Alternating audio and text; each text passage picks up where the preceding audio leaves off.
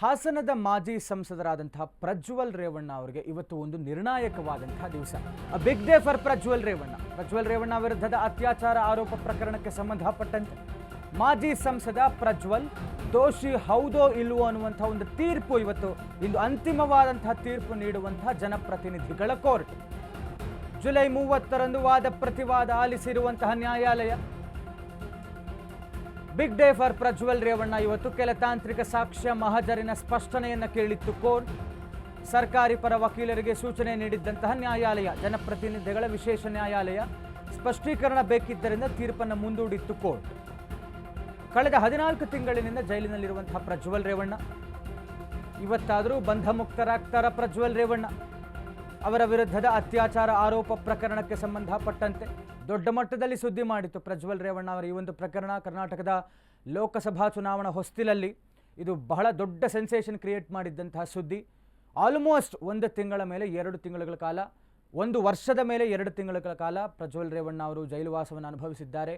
ತುಂಬ ಪ್ರಯತ್ನ ಪಟ್ಟರು, ಹೊರಬರೋದಕ್ಕೆ ಜಾಮೀನಿಗೆ ಅಪ್ಲೈ ಮಾಡಿದರು. ಆದರೆ ಶತಾಯಗತಾಯ ಎಂಥ ಪ್ರಯತ್ನ ಪಟ್ಟರು ಕೂಡ ಇಲ್ಲಿಯ ತನಕವೂ ಕೂಡ ಮಾಜಿ ಸಂಸದರಾದಂಥ ಪ್ರಜ್ವಲ್ ರೇವಣ್ಣ ಅವರಿಗೆ ಜಾಮೀನು ಸಿಕ್ಕಿಲ್ಲ. ಇಲ್ಲಿಯ ತನಕ ಜುಲೈ 30ರ ತನಕ ಅಂತಿಮವಾದಂಥ ವಾದ ಪ್ರತಿವಾದಗಳು, ಪ್ರಜ್ವಲ್ ರೇವಣ್ಣ ಪರ ವಕೀಲರು ಒಂದು ಕಡೆ, ಸರ್ಕಾರದ ಪರ ವಕೀಲರು ಒಂದು ಕಡೆ, ವಾದ ಪ್ರತಿವಾದಗಳು ಮುಕ್ತಾಯ ಆಗಿತ್ತು ಮತ್ತು ಒಂದಷ್ಟು ವಿಚಾರವಾಗಿ ಸ್ಪಷ್ಟೀಕರಣದ ಅವಶ್ಯಕತೆ ಇತ್ತು. ಕೋರ್ಟ್ ಅದನ್ನು ಕೂಡ ಕೇಳಿತ್ತು. ಅದು FSL ವರದಿ ಪ್ರಕಾರ ಮತ್ತು ಒಂದಷ್ಟು ಸಾಕ್ಷಿಗಳ ವಿಚಾರವಾಗಿ ಕನ್ಫರ್ಮೇಷನ್ಸ್ ಮತ್ತು ಕ್ಲಾರಿಫಿಕೇಷನ್ಸ್ ಬೇಕಾಗಿತ್ತು. ಮಹಿಳೆಯ ಹೇಳಿಕೆ, ಡ್ರೈವರ್ ಕಾರ್ತಿಕ್, ಫೋರೆನ್ಸಿಕ್ ತಜ್ಞರು, ತನಿಖಾಧಿಕಾರಿ ಸೇರಿದಂತೆ 26 ಸಾಕ್ಷಿಗಳ ಹೇಳಿಕೆಯನ್ನು ದಾಖಲಿಸಿಕೊಳ್ಳಲಾಗಿದೆ. ಈ ಒಂದು ಪ್ರಕರಣದಲ್ಲಿ ಅತ್ಯಾಚಾರ ಕೇಸಲ್ಲಿ ಈಗಾಗಲೇ ವಾದ ಪ್ರತಿವಾದ ಮುಕ್ತಾಯ ಆಗಿದೆ. ಸದ್ಯಕ್ಕೆ ಪರಪ್ಪನ ಅಗ್ರಹಾರದ ಜೈಲಿನಲ್ಲಿರುವಂತಹ ಪ್ರಜ್ವಲ್ ರೇವಣ್ಣ ಇವತ್ತು ಬಂಧನ ಮುಕ್ತರಾಗ್ತಾರಾ ಅನ್ನುವಂಥ ಒಂದು ಕುತೂಹಲ. ಅತ್ಯಾಚಾರ ಕೇಸಲ್ಲಿ ಪ್ರಜ್ವಲ್ ರೇವಣ್ಣ ಭವಿಷ್ಯ ಇವತ್ತು ನಿರ್ಧಾರ ಆಗಲಿಕ್ಕಿದೆ. ಸಂತ್ರಸ್ತ ಮಹಿಳೆ ಹೇಳಿಕೆ, ಡ್ರೈವರ್ ಕಾರ್ತಿಕ್, ಫೋರೆನ್ಸಿಕ್ ತಜ್ಞರು ಮತ್ತು ತನಿಖಾಧಿಕಾರಿ ಸೇರಿದಂತೆ ಒಟ್ಟಾರೆ 26 ಸಾಕ್ಷಿಗಳ ಹೇಳಿಕೆಯನ್ನು ದಾಖಲಿಸಿಕೊಳ್ಳಲಾಗಿದೆ. ಬಹುತೇಕ ಅಂತಿಮ ವಾದ ಪ್ರತಿವಾದಗಳು ಮುಕ್ತಾಯ ಆಗಿದೆ.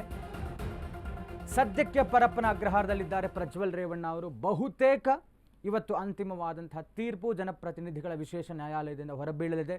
ಹೀಗಾಗಿ ಪ್ರಜ್ವಲ್ ರೇವಣ್ಣ ಅವರಿಗೆ ಅವರ ಅಭಿಮಾನಿಗಳಿರಬಹುದು, ಪಕ್ಷದ ಕಾರ್ಯಕರ್ತರಿರಬಹುದು, ಅವರದ್ದೇ ಫ್ಯಾಮಿಲಿ, ಮಾಜಿ ಸಚಿವರಾದಂತಹ HD ರೇವಣ್ಣ ಅವರ ಫ್ಯಾಮಿಲಿ, ಸಾಲು ಸಾಲು ಸಂಕಷ್ಟಗಳು ಬಂದಿತ್ತು ಅವರ ಒಂದು ಕುಟುಂಬಕ್ಕೆ. ಒಬ್ಬರಾದ ಮೇಲೆ ಒಬ್ಬರಂತೆ ಸಾಲು ಸಾಲು ಸಂಕಷ್ಟಗಳು ಬಂದಿತ್ತು ಅವರ ಕುಟುಂಬಕ್ಕೆ. ಹೀಗಾಗಿ ಒಂದು ರೀತಿಯಾದಂತಹ ಒಂದು ಕುತೂಹಲ ಮತ್ತು ಪ್ರಾರ್ಥನೆಗಳು ಮಾಡ್ತಾ ಇರಬಹುದೇನೋ, ಇಷ್ಟು ವರ್ಷದ ಮೇಲೆ 2 ತಿಂಗಳಾಯಿತು, ಇನ್ನಾದರೂ ಹೊರಗಡೆ ಬರ್ತಾರಾ, ದೋಷಿ ಹೌದೋ ಇಲ್ವೋ, is a rapist, yes or no ಅನ್ನುವಂಥ ಒಂದು ಅಂತಿಮವಾದಂಥ ತೀರ್ಪು ಇವತ್ತು ಹೊರಬೀಳ್ತಾ ಇದೆ ಜನಪ್ರತಿನಿಧಿಗಳ ನ್ಯಾಯಾಲಯದಿಂದ.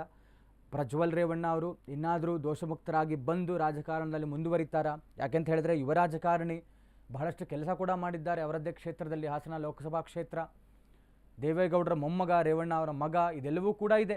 ಬಟ್ ಒಟ್ಟಾರೆ ಎಲ್ಲೋ ಒಂದು ಕಡೆ ಈ ರೀತಿಯಾದಂಥ ಒಂದು ದೊಡ್ಡ ಮಟ್ಟದ ಆರೋಪ ಅದು ಅವರ ವೈಯಕ್ತಿಕವಾದಂತಹ ಒಂದು ವರ್ಚಸ್ಸಿಗೆ ಧಕ್ಕೆ ತಂದಿದ್ದಿತ್ತು. ಮತ್ತು ಕುಟುಂಬ ಅಂತ ನೋಡೋಕ್ಕೆ ಹೋದರೆ ಅದು ಮಾಜಿ ಪ್ರಧಾನಮಂತ್ರಿಗಳಾಗಿರಬಹುದು ಮತ್ತು ಕುಮಾರಸ್ವಾಮಿಯವರ ಸಂಬಂಧ, ಅಣ್ಣನ ಮಗ, ಮತ್ತು ರೇವಣ್ಣ ಅವರು ಕೂಡ ಅದೇ ಸಚಿವರು ಮತ್ತು ಶಾಸಕರು ಆಗಿದ್ದ, ಮಾಜಿ ಸಚಿವರು ಶಾಸಕರಾಗಿರುವಂಥವರು. ಹೀಗಾಗಿ ಎಲ್ಲೋ ಒಂದು ಕಡೆ ಈ ಥರದ ಒಂದು ಆರೋಪದಿಂದ ಇವರು ಮುಕ್ತರಾಗ್ತಾರಾ ಪ್ರಜ್ವಲ್ ರೇವಣ್ಣ ಅಂತ.